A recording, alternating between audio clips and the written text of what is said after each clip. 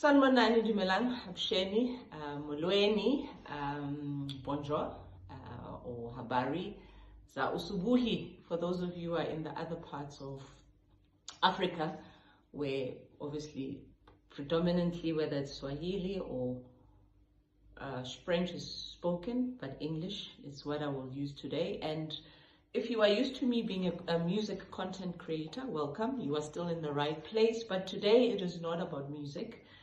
And thank you firstly for lending me your ears. Just give me a few minutes of your time. You are welcome to comment. Put your comments, put your whatever, share the video. It will live live on YouTube permanently. So, and yeah, it's a debate. I'm open to any debates that are healthy, constructive, not disrespectful. With the experience that I have, I know how to block out the noise, right? So the reason for this is we know today in South Africa, I look at now, it's morning, right? It's cold. South Africa hasn't been this cold for a long time, especially summer. I haven't had a warm day since I got back from Tanzania in January. It's been cold, raining, and so we entered winter very early. So it's almost just after 5. Usually I take my morning walks, but today I was like, okay, let me sit down and do this. I'll do an afternoon walk. So we know that in South Africa, it's June 30th, right? And the reason I mentioned the cold being in the morning, there are people who have slept outside, children, women, who are at their embassies, consulate, getting ready to go back home. As we know, a global news that South Africa has got a drive and a urgent intervention of Mabahambe, basically let them go back home, march on march. This is not the first time we are addressing this as a nation, but it's been there.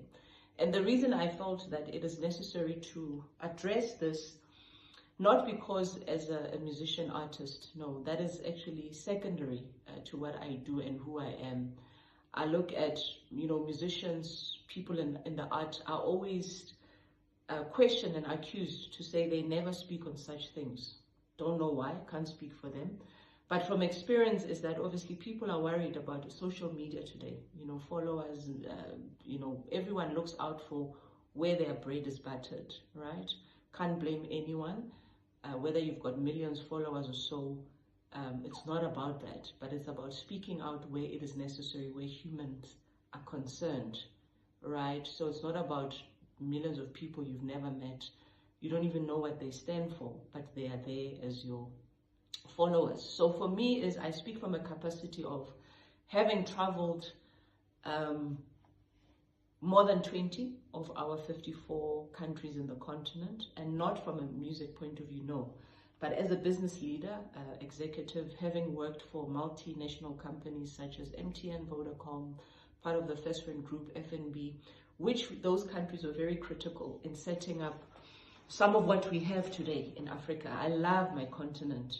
Even when we travel or I travel to other regions of the world, Asia, America, and so Europe, coming back home, there's nothing like Africa, right? So I speak from that capacity as a business person, having lived in some of those countries when we were implementing those countries I'm talking about, from Mozambique to Tanzania, Kenya, Uganda, Swaziland, Zambia. Many, they vary, DRC, and so also as a business person now, having to travel there in my own capacity, those are the experiences that I will get to share. Also speaking from a woman in business, a woman in ministry as well, because I'm also called into ministry. I'm in the ministry of evangelism, which is also part of speaking the truth. Things that people might not like to hear, when you say, turn away from your ways, from your sins, your wicked ways, like, who are you to come and tell me, and worse, you're a woman? All these things that, worse, you're black, all these things. And those are things I want to touch on. I don't want to touch on everything that doesn't concern me, or it does concern me, but it's not the purpose of this meeting. And I don't claim to know it all. being a jack of all trades, but you can't even master one. So also I speak from a point of as a mother, as a woman, also pushing the future for my own children. So I look at a little bit of background on myself.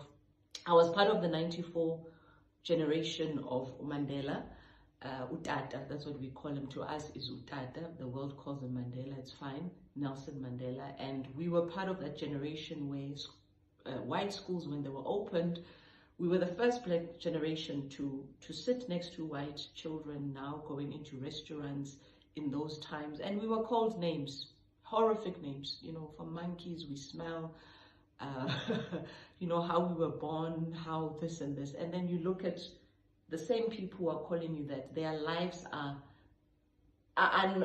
don't even, you know, look humane to us at the time. It's like, really, you are criticizing, judging me. If I were to strip you down, it wouldn't be fair, you know. So sometimes you have to choose your battles in life, but things like that, they make you tougher, they make you stronger, and that's what makes South African to be different. South African, we are very resilient, you know, and when we talk about Ubuntu, it's not pride or anything, but that's who we are, that's who we live, even in our, you know, small capacity as individuals. That's something that we embrace.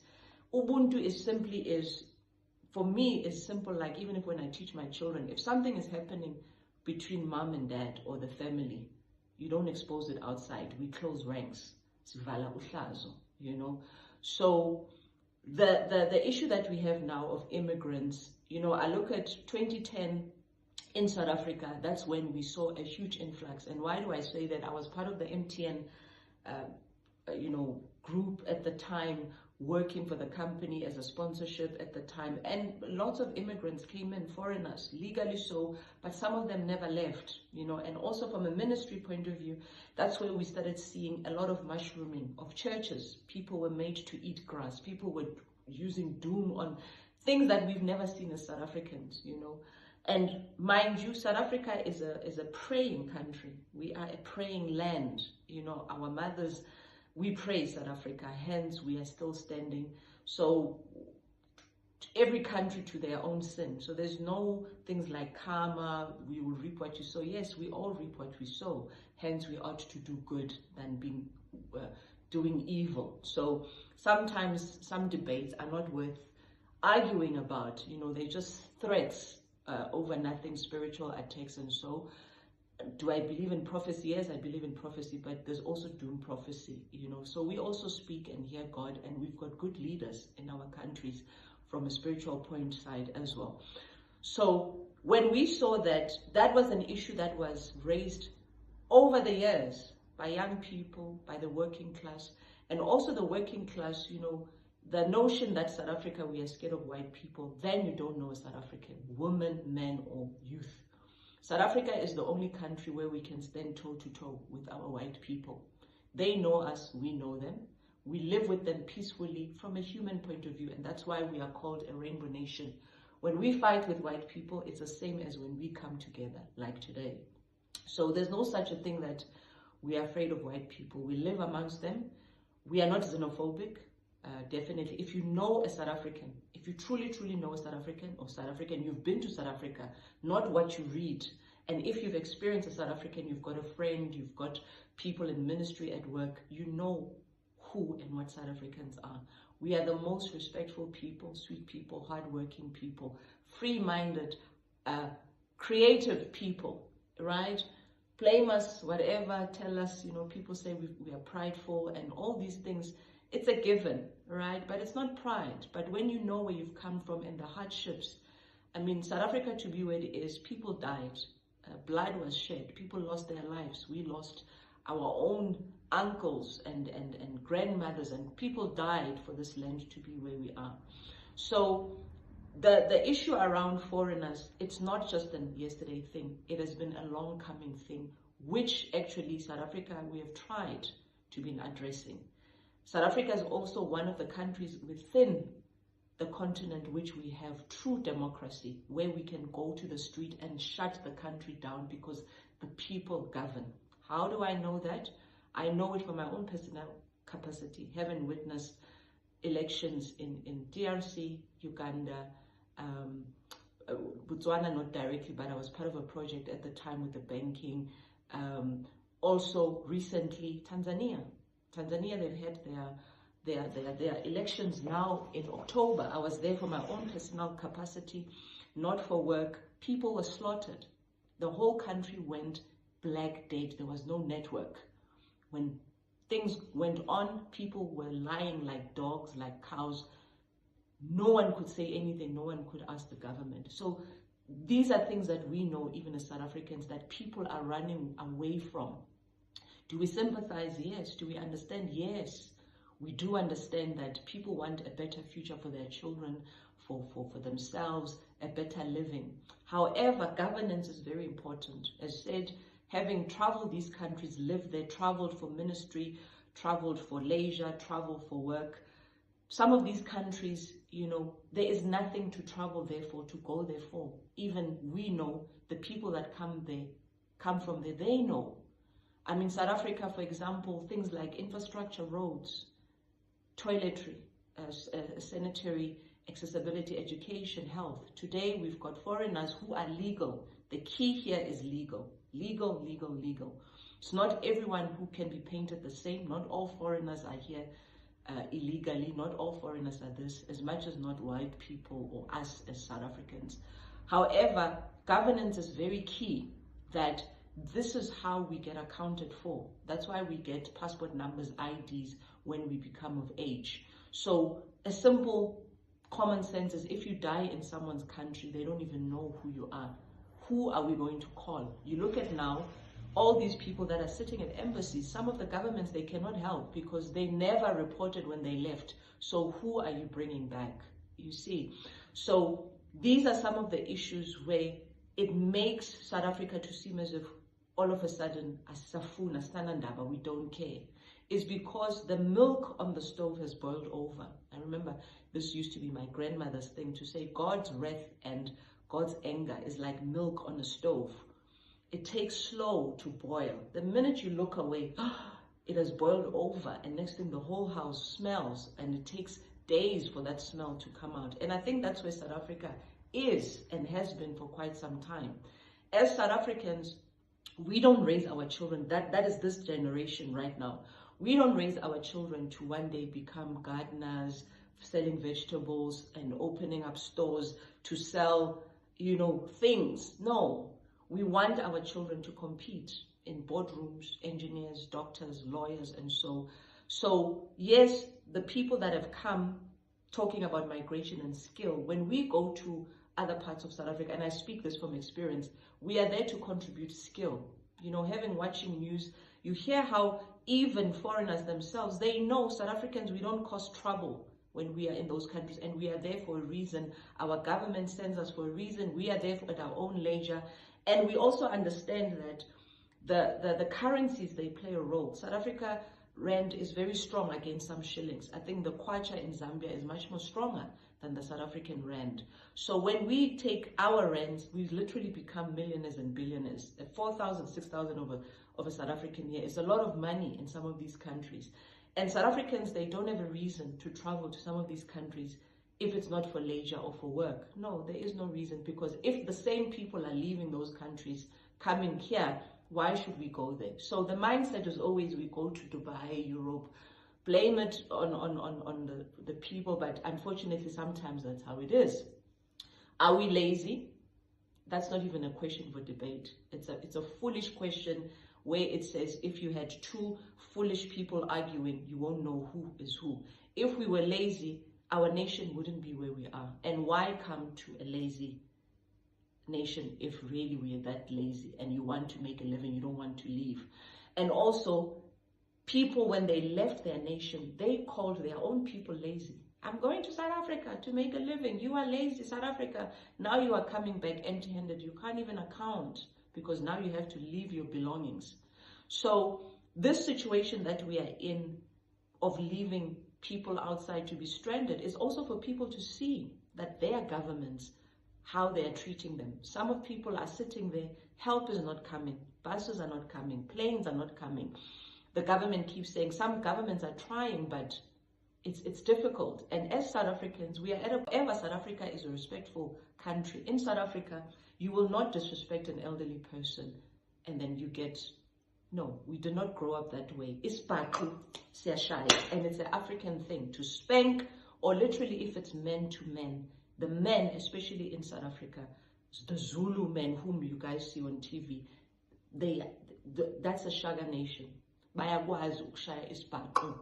And right now in South Africa, we need men like that.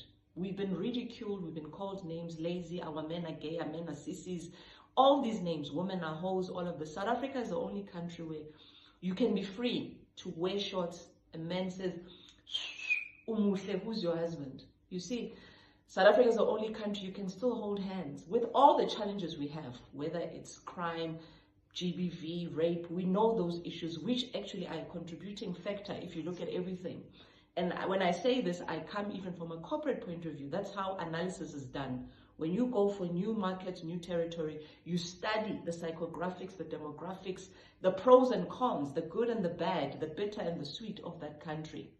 That's how every country works. That's how Asians come into Africa. That's how America has come in, because they see what will work for them. So this is not new. All this noise that we are hearing, even, you know, the Zulu people have been criticized to say they are dirty, they don't bath. Then people are looking for it. You cannot provoke someone and expect, you cannot spit on my face and expect me not to react. No, you have to defend. You cannot criticize. We know, as a woman, I know, in business, in ministry, the quickest way to dehumanize and to dismantle a woman, go into a bedroom. Mention she's got children out of wedlock, she slept with this man, she dated a Nigerian, she dated a Congolese, she dated all of a Chinese, she's married to a white man.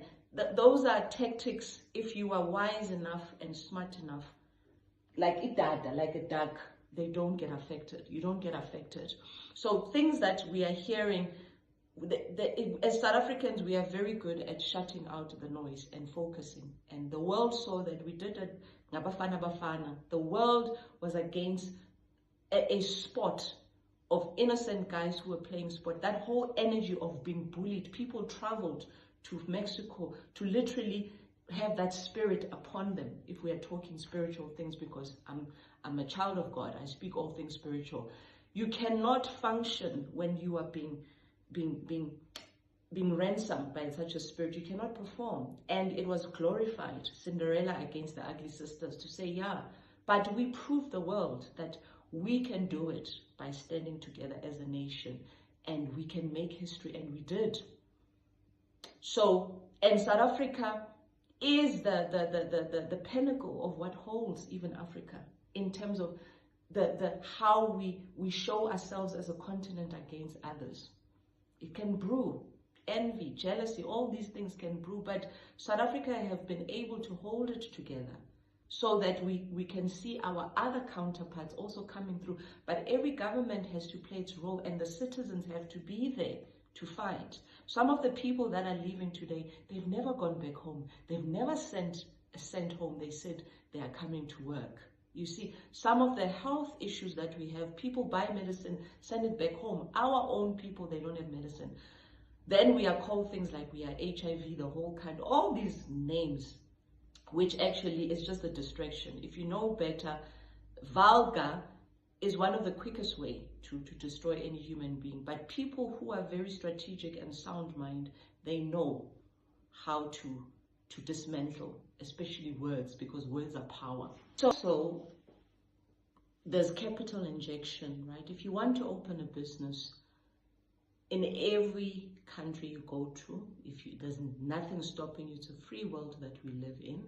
But if you want to open a business, there's capital that you must bring. So all these people that are in South Africa that have entered, a lot of them unskilled, because we see with the types of jobs that they do, because it's rare in South Africa, let's say if you're a doctor, a lawyer, you'll end up selling food, selling things, doing all these things on the streets. No, most of those people will leave the country because South Africa maybe requires that skill. But before we can get the skill from outside, the country has to check is that skill not available unless it's a skill we've never had of robotics or what. But most of the time is that's why people and young people are crying about jobs, to say, I'm an engineer, I'm a qualified this, but I cannot find jobs, but foreigners are there. So if it's a skill that government will announce to other countries to say we need such and such a skill. But I can tell you, South Africa, we don't need skills of people in business, people at restaurants, people. Why? Is because South Africans, we know what the minimum wage is. You see, people say South Africans, we don't want jobs that are we don't want jobs, but no one wants a job to be a waiter, waitress, work long hours and only get paid less than the minimum rate. South Africans, we know our rights, we know what we fought for. We can read the contracts. So for foreigners to also come and saying, for them it's a survival, I'll take anything, but for us it's not. So the two, they don't go hand in hand. But if you're a business person, everywhere I've gone, whether wanting to start a business in that country, when you read their terms and of contracts of engaging, there's a capital you must bring, whether it's in shillings or it's in dollars or this. So South Africa is no different. So if you are saying I came here to open up a business now, you've got a whole building, you've got staff members, but you're not a taxpayer, you've never injected anything. So kahle kahle wenzani, what are you here to do if not take away and go build your own, unless there's a personal agenda, to take over, which is to dismantle the government and the nation. As we've heard, things that we hear on TikTok, people are saying we are here to take over your country, So, and it's not just a South African thing that has happened. We've heard it in the biggest, nation like US, where some nations have declared to wanting to take over, and the government said what? So it doesn't mean if it can happen to such a nation like that. We all know when America sneezes or coughs, we all get the flu. So if they can have those type of threats, what is the mere Africa, So yeah, so it's auditing time right now. The government is doing their audits and it's not looking good because everything is red. So we need that green pen to start showing. So in conclusion, is that governance is a global thing. It's not new to South Africa. We see it's not South Africa only, but other regions are also starting to say people must go back home. It's not about mentioning which nations and so. No, I'm not about that here. And I experienced that. I said, having been in Tanzania, my first time being arrested there, being manhandled by the police, and so I knew what my rights were. I knew that when my papers were correct, I understood that the government was searching everyone. And for me, it told me that, okay, African countries, they know how to follow their own rules. They know who's who in the zoo. They can follow you so much that people on the ground, they can report on you. I came back very, very hurt when I came back from Tanzania, because for me, it was like the people around me, did anyone sell me out? And so, but I realized that no, when times are like that, governments, they do what they have to do. They search everyone.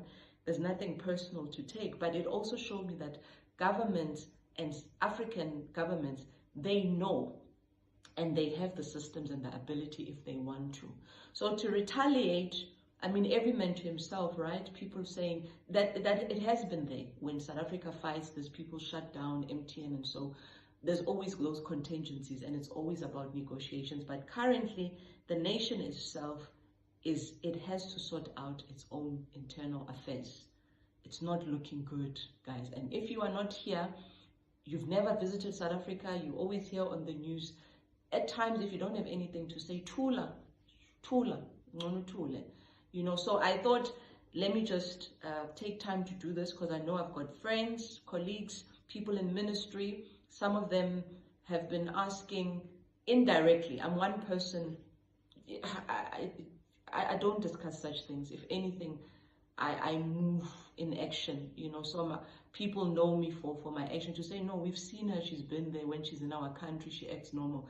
So And I've always told them about South Africa to say, if you want to experience South Africa, come, you are welcome, but you have to come through the right way. So I hope this helps anyone out there. It's normal for people to feel angry, to feel bitter, to feel hateful and this, but do not generalize and have a sound mind and a sober mind. Christ has given us the spirit of love, peace, and of a sound mind to think. But right now, South Africa has to stand, and more than anything, the men of South Africa are standing for us, for the women and the children. And today it's going to be a peaceful march, I believe, because we've got experience from this. But unfortunately, it is what it is, you know. And yeah, we hope everyone can get back home. People can go back and start reconciling and start, pivoting and looking to say, how does the future look like? If it's South Africa, then come back the right way. And for those legals who have been here with us, siyabonga. You know, I've got neighbors, I've got colleagues, I've got people across from everywhere who are here in South Africa. Siyabonga for following our governance, for understanding where we come from, and doing as you're supposed to. And it's just unfortunate that others have spoiled it for people who want to come here. But everything boils over. And I believe that if our government pulls through, and even the next election, there will be a change. So siyabonga, asante sana, kwaheri, good night. Thank you.